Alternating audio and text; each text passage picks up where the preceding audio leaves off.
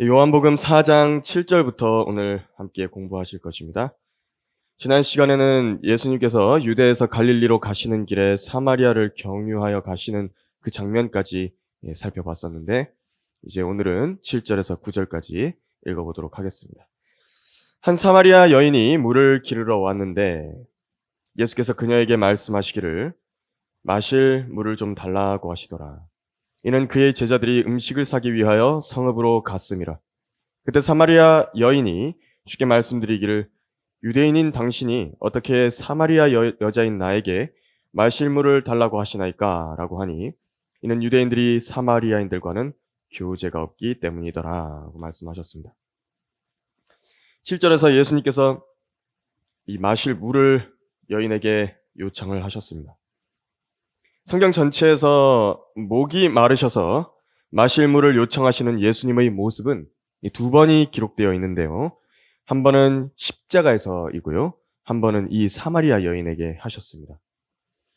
놀라운 것은 그 두 번 모두 제대로 된 마실 것을 얻지 못하셨다는 점입니다. 물을 얻지 못하셨습니다. 십자가에서 목마르다고 하셨을 때는 마지막으로 이제 해면이라 그러죠. 스펀지 같은 것에 식초를 적셔가지고 이렇게 받으셨고요. 여기서는 사마리아 여인과 한참을 대화하셨는데 그 물을 마시셨다는 기록은 전혀 찾아볼 수가 없습니다. 그래서 무엇을 보여주는 것이냐니까 주님 자신도 이 땅 위에서 자기가 원하는 것을 다 하고 살지 못하셨다는 것입니다. 물조차도 원하는 때에 얻어 마시지 못하셨던 것인데, 그렇다면 주님의 머리 둘 곳조차 없이 그 사역하시던 때와 비교해서 우리가 지금 얼마나 편하게 생활하고 있는 것입니까? 그냥 일상생활이 가능하고 혼자 씻을 수 있고 먹을 수 있고 혼자 돌아다닐 수 있다라고 한다면 그것이 아주 감사한 일인 것입니다. 이 원하는 때에 정수기를 틀어서 물을 마실 수 있다라고 한다면 그것만큼 감사한 일도 없는 것입니다. 또 어디 몸이 심하게 아파 보십시오. 혼자 세수하고 머리 감고 몸을 씻는 것조차도 불편해서 할 수가 없는 것입니다. 우리 모두는 다 이런 결핍과 불편함, 연약함 중에서 살아가고 있는 것입니다. 주님도 그렇게 사셨는데 우리라고 예외가 될 것이라고 생각하면 안 됩니다. 마음을 아주 단단하게 먹어야 됩니다. 9절에서는 사마리아 여인이 예수님이 유대인이신 것을 알아봤죠.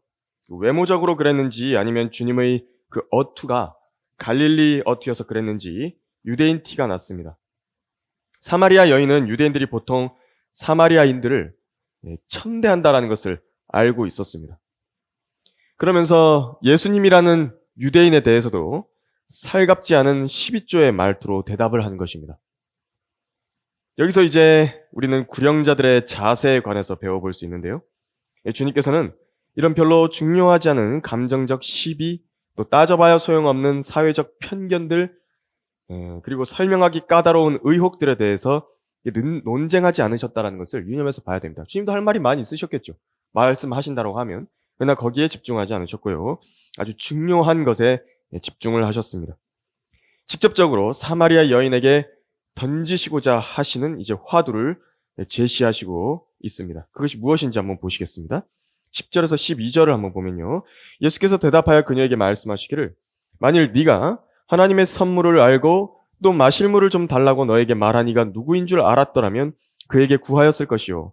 그는 너에게 생수를 주었으리라고 하시니 그 여인이 주께 말씀드리기를 주여 당신은 물기를 그릇도 없고 이 우물은 깊은데 어디서 그 생수를 얻겠나이까? 우리 조상 야곱이 이 우물을 우리에게 주었고 또 그와 그의 자손들과 가축들이 여기서 마셨는데 당신이 야곱보다 더 위대하시나이까? 라고 하니라 되어 있습니다.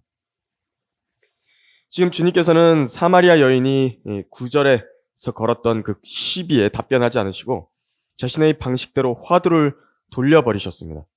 곧장 무엇을 설명하시냐면 하나님의 선물을 말씀을 하셨습니다. 하나님께서 주신 것이죠. 또 마실 물을 달라고 너에게 말한 이에 대한 주제로 말씀을 이어가십니다. 예수님 자기 자신에 관해서 화두를 돌려버리신 것입니다.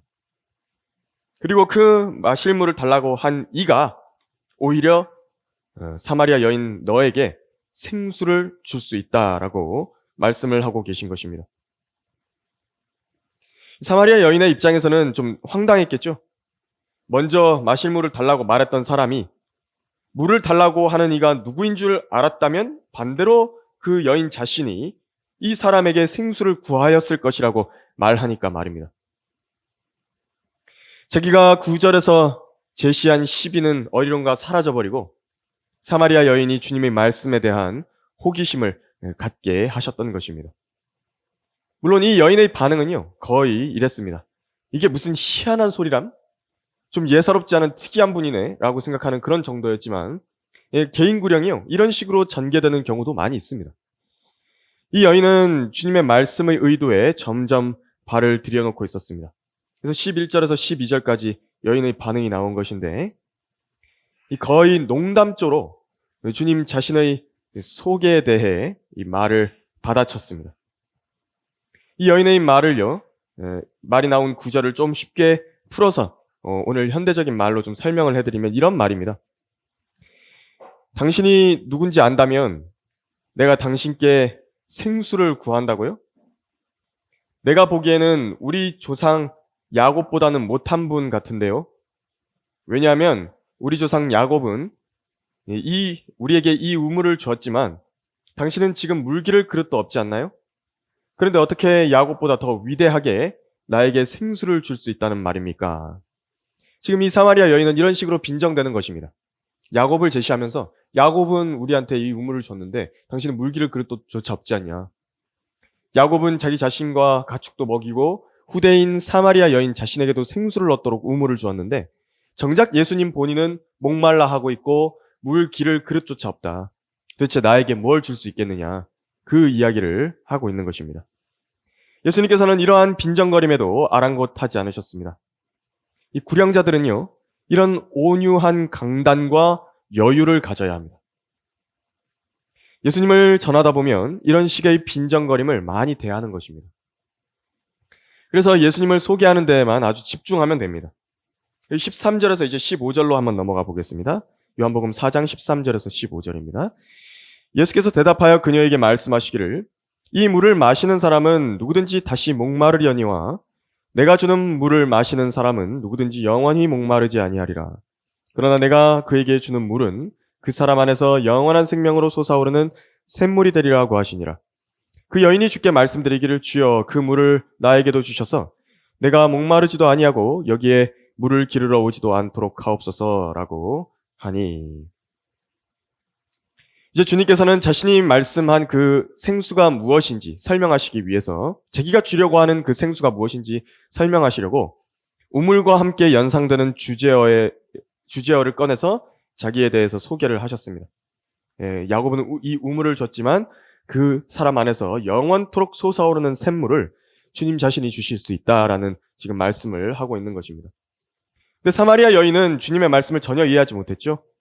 이것이 주님께서 비유로 자기 자신에 관해서 말한 것을 이해하지 못했습니다. 네, 일반 상식으로만 생각을 한 건데 약간 정신이 이상한 사람이다. 그렇게 취급을 했을런지도 모릅니다. 그래서 15절의 어투가 바로 그 어투입니다. 어휴, 그런 게 있으면 나에게 좀 주세요. 그래서 제발 여기 2번 다시 물 좀 기르러 오지 않게 해주세요. 지금 그렇게 한 것입니다.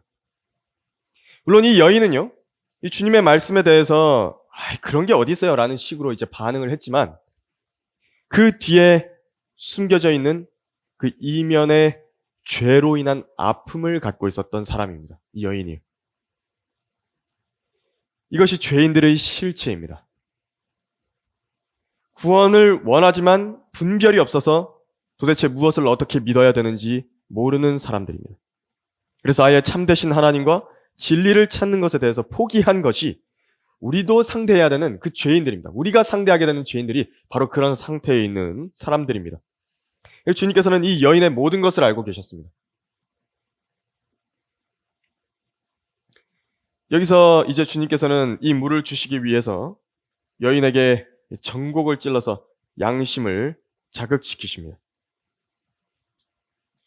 16절에서 19절을 읽어보면요. 예수께서 그녀에게 말씀하시기를 가서 네 남편을 불러 이리로 오라고 하시더라. 그 여인이 대답하여 말하기를 나에게는 남편이 없나이다 라고 하니 예수께서 그녀에게 말씀하시기를 나에게는 남편이 없나이다 라고 한 네 말이 옳도다. 너에게는 5명의 남편이 있었으며 또 지금 있는 자도 네 남편이 아니므로 네가 이 점에 관하여 참말을 하였도다 라고 하시니 그 여인이 주께 말씀드리기를 주여 당신이 선지자이신 것을 내가 아나이다 라고 써 있습니다. 갑자기 거기 남편 이야기를 꺼내셨죠? 주님께서는 그 여인이 착각한 물, 곧 육신의 그 목마름을 해결해 주실 것 같이 지금 말씀을 하시면서 남편을 불러서 이리로 오라. 이제 그렇게 제시를 하신 것입니다. 하지만 이거 의도가 있었던 말입니다. 죄인인 걸 찌르기 위한 말이었습니다. 여인은 농담 정도로 주고받았던 그 시덥지 않은 대화에서요. 진실을 말하는 것입니다. 나에게는 남편이 없나이다.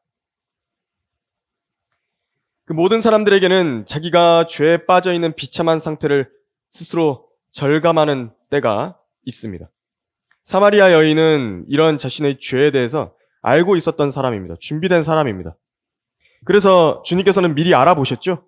그래서 이제 자기 자신을 이제 제시하시게 되면 이 여인이 만약에 이 말씀을 하고 계시는 이가 누구인 줄 알았다면 그에게 구하였을 것이라는 걸 알고 계신 것입니다. 이 여인이 죄인이었고 그 메시아를 찾고 있었다는 걸 주님께서는 알고 계셨던 겁니다. 이 겉으로는 즐겁게 또 웃으면서 아무 일 없듯이 강한 척하면서 살아가는 것이요. 세상에 있는 죄인들입니다. 그래서 진리에 대해서는 냉소적이고 하나님의 말씀에 별로 영향을 받지 않는 척, 또 사후에 있을 일들과 하나님의 심판, 창조주와 독대하게 될 일들에 대해서 괜찮은 척 살아가고 있는 것입니다. 그러다가요, 죄로 멍들어 있는 양심과 그 이성을 탁 건드리게 되어서 마음속 깊은 곳이 아려오게 되는 그때는 얼굴에 웃음기가 사라지고 슬픔과 절망이 마치 수면 아래서 흙탕물이 일어나서 표면으로 이렇게 올라오듯이 얼굴에 비치는 것입니다. 이 여인도 5명의 남편이 있었지만 그 어느 누구도 자기 남편이 아니었습니다. 지금 있는 남자, 곧 6번째 남자까지도 이 여인 자신이 압니다. 아, 이 사람도 내 남편이 아니구나. 그리고 이 잔인한 사실을 알면서 어떻게 하냐니까 덮어놓고 사는 것입니다. 그래서 이 죄인들의 아픔을 찔렀을 때요. 그거를 눈에 보이지 않는다 해가지고 우리가 이 사람한테 반응이 없다. 그렇게 생각하면 안 됩니다. 불량자들이. 분명히 그 사람 마음 안에는요. 찔림이 있는 것입니다. 죄인들의 가장 아픈 곳을 눌러보고 진단하는 것은 구령자에게 가장 중요한 일입니다. 마치 어떤 일이냐면 의사들이 병자들을 진단할 때 어떻게 하냐면은 딱 사람 세워놓고요. 여기저기로 꾹꾹 눌러보는 것입니다. 그러다가 진짜 아픈 부위를 딱 누르게 되면 어떻게 되는지 아십니까? 악! 하고 비명을 지르는 것입니다. 99령자들이 진짜 그렇게 했답니다. 담배를 피십니까? 죄인은 대답한다 그럽니다. 아니요. 술 마십니까? 아니요. 거짓말한 적 있습니까? 아니요. 간음한 적 있습니까? 아유, 무슨 소리 하시는 겁니까? 도둑질은요? 아유, 지금 이 사람이 생사람 잡네. 괜찮은 척 시치미 떼버리죠, 다. 그렇게 자기를 이렇게 시치미를 계속 떼는 죄인들은 어쩔 수 없습니다. 그 사람은 어쩔 수 없습니다. 그래서 이렇게 이야기해 주는 겁니다. 지난번에도 여기 한 사람 왔었습니다. 성경에 나온 죄들의 항목들을 다 짚어봤는데 정말 본인이 다 괜찮다고 하는 것 보니까 괜찮나 보네요. 좋습니다. 당신은 지옥에 가지 않을 만큼 의롭나 봅니다. 당신은 하나님의 선물인 치료약이 필요 없습니다. 돌아가십시오. 하지만 당신이 죄를 숨기고 있는 것이라면 지옥의 영원한 불길이 병든 당신의 혼을 불태우게 될 것입니다. 이 사람은요, 이제 이 말을 들었죠? 들어가서 절대 잠 못 자는 것입니다. 잠을 못 잡니다. 지난번에 한 사람이 왔었습니다. 그래서 여기서 그러더라고요. 제가 여러 성경 구절 펴가지고 죄인 맞으시냐고. 그런 적 없다고 자기는. 자기는 죄인 아니라고. 교회 다니실 필요가 없다고. 여기는 죄인들이 와서 하나님께 구원해 주신 은혜를 감사드리려고 찬양하려고 온 것이지. 여기 죄인이 아닌 사람이 왜 오냐고. 그래서 여기서 우리가요. 그래서 개인 구령을 하게 될 때 그 죄인의 아픈 부분을 여러분들이 그 영으로 감지하실 수 있다라고 한다면 아주 센스 있는 구령자들은 이 사람이 여기서 걸리는구나. 그것을 알고 하나님의 말씀을 탁 펼쳐가지고 당신은 이 죄 때문에 지옥에 간다고 그걸 알려주는 거죠. 그 사실. 자백하도록 만드는 겁니다. 여기서 이제 자기가 죄인이라는 자백이 이루어지면 그때 이제 죄를 없애시기 위해 죽어주신 예수님을 제시를 딱 해주는 것입니다. 그리고 그분으로 인해서 하나님과 화해와 용서가 이루어진다는 점을 알려주고 예수 그리스도를 그 자리에서 영접하도록 인도해 주는 것입니다. 이것이 개인 구령입니다. 그래서 지금 주님께서 16절에서 남편을 오라 하라 이렇게 하신 것은요. 바로 그 여인의 가장 아픈 환부를요. 아주 대단한 의사시죠? 꽉 눌러버리신 겁니다. 그 순간에. 환자의 치료에 있어서 가장 중요한 단계인 진단을 하신 겁니다. 그래서 개인 구령과 거리 설교의 뼈대가 되는 것은 세 가지입니다. 첫 번째로는 가장 중요합니다. 그 사람이 소망이 없는 죄인이라는 인식을 하게 해주는 겁니다. 그 결과로 본인이 지금 지옥에 달려가고 있다. 그 점을 알게 해주는 것이 가장 큰 문제이고 가장 먼저 해야 할 일입니다. 이 문제가 해결되지 않았다고 한다면 그 사람은 예수님을 믿을 이유가 없는 사람입니다. 제가 환자라는 자각을 뚜렷하게 해야 되는 것입니다. 그리고 두 번째는요. 그래서 하나님께서 자기 같은 죄인을 구원해 주시기 위해 예수님을 내어주셔서 죽이시고 다시 살려주셨다. 그것을 알려주는 것입니다. 그래서 예수님을 통해서 우리 죄들이 용서되었다라는 걸 알려주는 것이고요. 세 번째 단계는 바로 성경은 그래서 이분을 자기 구주를 영접하면 구원받는다 그랬다고. 그래서 그 영접을 촉구하는 것입니다. 그분께 자신을 구원해 주시라고 요청드리는 그 단계입니다. 그래서 다른 복잡한 이야기는 개인 구령할 때요. 할 필요는 없습니다. 개인 구령에서 우리가 하려고 하는 것은 최대한 그 대화의 방향을 예수님께로 이렇게 이끌어 가려는 것입니다. 지금 예수님의 이 대화의 내용도 한번 잘 읽어보십시오. 주님께서는 계속 주님 자신에 대해서 설명하시기 위해서 대화의 논지를 자기 자신으로 이끌어가고 계십니다. 이 대화의 방향은 어떤 주제로 시작하든지 이렇게 향해야 됩니다. 오늘 본문에서는 예수님께서 마실 물에 관해서 시작하셨지만 결과적으로는 이 여인이 자신이 죄인이라는 자각을 하도록 이끄셨고 최종적으로 그리스도, 곧 하나님의 아들을 믿고 받아들이게 하시려는 결론으로 이끄신 것입니다. 그래서 이제 죄인이라는 찔림을 받은 그 사마리아 여인이 갑자기 전기 충격을 받은 것처럼 어떻게 반응하는지 한번 보십시오. 19절, 20절입니다. 그 여인이 주께 말씀드리기를 주여 당신이 선지자신 것을 내가 아나이다. 우리 조상은 이 산에서 경배를 드렸는데 당신들은 경배 드려야 할 곳이 예루살렘에 있다고 말하나이다 라고 하니. 지금 눈앞에 두고 있는 분이 이분이 나의 과거를 다 알고 계시다는 사실에 얼마나 수치스럽고 놀랍고 숨고 싶었겠습니까? 내 문자 내역, 내 통화 내역, 내 블랙박스 녹화 내역, 내 통장에서 들어오고 나간 내역, 인터넷을 검색해본 모든 내역, 모든 통신 내역들 다 아시는 분이 내 눈앞에 딱 서 있는 겁니다. 당장이라도 화제를 다른 곳으로 돌리고 싶은 겁니다. 그래서 이런 식의 답변을 한 겁니다. 지금 이 여인은요. 아니 전도사님이세요? 목사님이세요? 저희 집안은 3대째 교회 다니는 집안인데 어느 교단에서 나오셨어요? 이단 아니세요? 죄에 대해서 찔림을 받은 사람들 같은 경우에요. 하늘나라에 간다는 확신도 없고 복음의 내용도 모르는 사람들, 기독교라고 하는 형식화된 종교만 갖고 있는 사람들은 이제 이 핵심이 딱 나오게 되면요. 죄의 핵심이 나오게 되면 이런 식으로 얼버무리고 죄라는 주제에서 도망가는 것입니다. 내 죄에 대해서 이야기할 때는 도망가 버리는 것입니다. 이렇게 종교 이야기로 바꿔버리면. 그러면서 어떻게 하냐니까 이 여인이 이야기하는 겁니다. 우리도 전통적으로 드려오던 조상의 경배가 있습니다. 하나님께서는 거듭나지 않은 죄인의 경배를 받지 않으시는데 이 여인도 자기 죄에 대한 대가를, 자기가 잘못한 그 모든 것에 대한 대가를요, 하나님께 대한 경배로 대신 상쇄해 보려고 한 겁니다. 자기 죄에 대해서. 그러니까 경배 얘기를 갑자기 꺼낸 겁니다. 찔리니까. 그래도 내가 경배에 대해서는 좀 안다. 이 여인이 이제 말한 것입니다. 내가 경배에 대해서 좀 알고 있다. 전능하신 하나님께 드리는 전능하신 하나님께 경배를 드리면 내 죄도 좀 속죄가 되지 않겠냐. 그런데 내 조상들은 이 산에서 경배를 드렸다. 유대인인 당신들은 그런데 경배 드려야 할 곳이 예루살렘에 있다고 말한다. 라고 이렇게 이야기를 한 겁니다. 자기도 지금 놀랐죠? 놀라는 바람에 자기 모습과 자기의 실체와 죄를 숨기고자 하는 의도에서 여러 가지 갈래로 질문을 막 던지고요. 대화의 핵심 논지를 흐리려고 하는 것입니다. 죄에 대해 찔림을 받은 죄인들이 모두 그렇게 반응하는 것입니다. 우리가 구령할 때 막 상대편이 갑자기 막 질문들을 던지지 않습니까? 뭐 쓸데없는 질문인데 막 계속 한다고요. 그 이유가 뭡니까? 그것은 그 사람의 죄에 대해서 찔림을 받았기 때문에 그렇습니다. 주님께서 이 사마리아 여인이 왜 이렇게 반응하는지를 정확히 알고 계셨습니다. 그래서 그 여인이요, 경배로 화제를 돌린 것에 대해서 짜증내지 않으셨고요. 온유하게 이제 경배에 대해서 답변을 해주시면서 그걸 구원으로 이끌고 가시는 것을 볼 수 있습니다.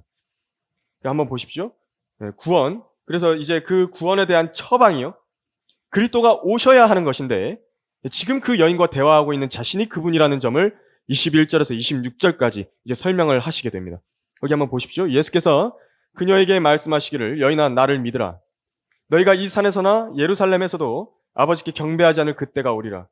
너희는 너희가 알지 못하는 것을 경배하고 우리는 우리가 경배하는 것을 아노니 이는 구원이 유대인에게서 나오기 때문이라. 그러나 참된 경배자들이 아버지께 영과 진리로 경배드릴 때가 오나니 바로 지금이라. 이는 아버지께서 자기에게 경배드리는 그런 자들을 찾으심이니라. 하나님은 한 영이시니 그분께 경배드리는 자들은 영과 진리로 경배드려야만 하리라고 하시니라. 그 여인이 주께 말씀드리기를, 나는 그리스도라 하는 메시아가 오실 줄을 아나이다. 그분이 오시면 우리에게 모든 일들을 말씀해 주실 것이니이다 라고 하니 예수께서 그녀에게 말씀하시기를, 너와 말하고 있는 내가 그니라고 하시더라 라고 했습니다. 그래서 21절에서는 사마리아 여인이 지금 경배의 장소에 대해서 유대인과의 논쟁 이야기로 화두를 돌리고 도망을 가려고 했는데, 예수님께서는 그 경배에 관한 주제를 다시 갈고리로 딱 꿰셔가지고요, 경배의 장소가 중요하게 될 것이 아니다. 그래서 왜 그런 것이냐, 그것을 간단하게 설명을 하십니다. 그것이 이제 22절에서 경배하는 대상을 알지도 못하고 경배 드리는 것이 얼마나 의미 없는 일인지를 이제 말씀을 해주셨죠. 너희는 경배 드리는 것도 알지도 못하지 않냐. 경배의 장소가 그런데 이제 중요해지지 않은 그때가 온다. 그렇게 간략하게 설명을 해주신 뒤에 지금 그것이 중요한 게 아니라 사마리아 여인이 알아야 할 것은 구원은 유대인에게서 나온다는 것이라는 점을 말씀을 해주신 것입니다. 이 유대인을 통해서 경배의 대상도 알게 될 것이고 경배의 장소도 필요 없어질 것이다. 그 이야기를 해주고 계신 것입니다. 그래서 이 유대인은요, 이제 소개하시려고 하는 그리스도요, 곧 메시아다라는 말씀을 하시려는 겁니다. 지금 사마리아 여인이 먼저 그 유대인과 사마리아인을 구분했죠. 그것을 똑같이 받으신 겁니다. 사마리아 여인이 처음에 9절에서 이미 유대인인 당신이 사마리아 여자인 나한테 이렇게 했다라고 이야기하신 것을 이제 받으시면서 그 유대인과 메시아를 연결시켜서 설명을 하시는 겁니다. 말씀 참 잘하시죠? 그래서 이 여인이 처음에 그렇게 했던 맥락을 이용하신 겁니다. 즉, 그 유대인으로부터 나오는 구원을 얻어서 참된 경배를 드릴 때가 올 것인데 바로 지금이다. 23절에서 못 박아 버리십니다. 지금 구원을 받아야 된다라고 말씀하신 겁니다. 뒤로 밀어도 된다 말씀 안 하셨습니다. 바로 지금 나랑 대화하고 있는 이 시점에 구원 받아야 된다고 지금 그 말씀을 하신 겁니다.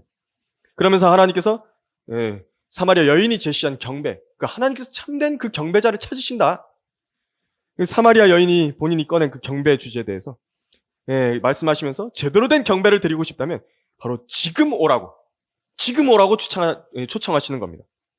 바로 지금이라. 경배 드리는 자들을 찾으신다. 계속 아버지라고 지칭하셨던 그분을 가리켜서요, 이제 24절에서 하나님이시라고 소개하셨죠. 그리고 참된 경배는 영과 진리로 드려져야만 한다는 23절의 내용을 2번 반복을 하셨습니다. 그래서 한 유대인으로부터 구원이 나와서 참된 경배를 바로 이 우물 옆에서도 드릴 수 있도록 할 분이 나타날 것인데, 그분이 메시아이며 그리스도시라는 점을 이 여인이 알 수 있도록 이제 21절에서 24절까지 말씀하셨던 겁니다. 그리고 이제 이 여인의 반응이요, 분명해진 것입니다. 이 죄인이 자신의 종교적이고 죽어버리고 형식화된 경배로 죄들의 사함을 받고 구원을 받게 되는 것이 아니라 한 유대인에 의해서 경배 드리는 대상을 알게 되고 참된 경배가 드려질 수 있도록 되는 것인데, 자신과 같은 더러운 죄인이 바라야 할 그 유대인이 누구신가, 그걸 알려주신 것입니다. 밝혀주신 것입니다. 그래서 25절에서 그 핵심 논지를 파악했죠, 이 여인이. 그렇게 핵심 논지를 파악을 한 것입니다. 그래서 그리스도가 오실 줄 안다고, 그를 기다리고 있다고 나는 그 대답을 한 것입니다. 야, 이제 마지막 개인 구령의 종결을 찍는 것입니다. 26절에서 너와 말하고 있는 내가 그니라. 지옥에 가는 비참한 죄인에게 필요한 것은요, 바로 그 한 유대인이 필요한 것입니다. 그 유대인에 의해서 참된 경배자들이 하나님 아버지께 영과 진리로 나아가 경배 드릴 수 있고, 어느 곳에서나 경배 드릴 수 있게 되는 것입니다. 심지어 자신을 그렇게 괴롭혔던 과거의 죄의 문제들 모두 다 해결할 수 있고, 영원히 목마르지 않고 솟아오르는 샘물을 주실 수 있는 것입니다. 사마리아 여인이 예수님을 처음 만날 때부터 들었던 모든 말씀들의 궤적이 이제 이 한마디 말씀으로 인해서 다 끼어지는 것입니다. 번개가 머리 안에서 치듯이 그렇게 이어진 것입니다. 도대체 이 사람이 누구인가? 명확해진 것이죠. 이 여인은 자리에서 충격을 받고 말았던 것입니다. 이분이 그리스도시다. 그래서 다음 27절을 보면요. 이때 제자들이 돌아와서 주께서 그 여인과 말씀하고 계심을 이상히 여겼으나 무엇을 구하시나이까? 혹은 어찌하여 그 여인과 말씀하시나이까? 라고 말하는 사람이 아무도 없더라 하고 했습니다. 예수님께서는 유대인 제자들이 돌아왔을 때에 아랑곳하지 않으시고 계속해서 그 여인을 구령하고 계셨습니다. 그래서 사마리아인이나 이방인들에게로는 이 보냄을 받지 않으셨던 주님께서 마태복음 10장 5절에서 그랬죠. 이 사마리아인들에게도 가지 말고 이방인들에게도 가지 말라 그렇게 말씀하셨었는데, 이제 이렇게 직접 이 비천한 여인을 상대하고 있는 것을 보시고는 그 제자들이 이상하게 읽을만 했습니다. 하지만 하나님의 관심이 이제 유대인들로부터 옮겨져서 개인적으로 예수 그리스도를 영접한 모든 사람들에게 영생을 주시는 것에 있다는 점을 이 요한복음이 다루고 있는 것인데요. 그것이 요한복음 초반에서부터 언급이 되어 있는 것입니다. 그가 자기 백성에게 오셨으나 자기 백성이 그를 영접하지 아니하더라. 그러나 누구든지 그를 영접한 사람들에게는 하나님의 아들들이 되는 권세를 주셨으니 즉 그의 이름을 믿는 사람들에게니라고 말씀을 하신 것입니다. 그것처럼 이 사마리아 여인도 이제 이 믿는 사람이 된 것인데, 이 3장에 나왔던 이 거듭나는 방법이 나온 다음에 이제 이렇게 이 사마리아 여인도 예수 그리스도를 믿었던 그 사례가 이제 이렇게 이어지고 있는 것입니다. 오늘의 주님의 이 개인 구령의 그 위대한 본은 여기까지 배우도록 하고요. 다음 시간에 더 이어서 이 사마리아에서 있었던 일들을 배우도록 하겠습니다.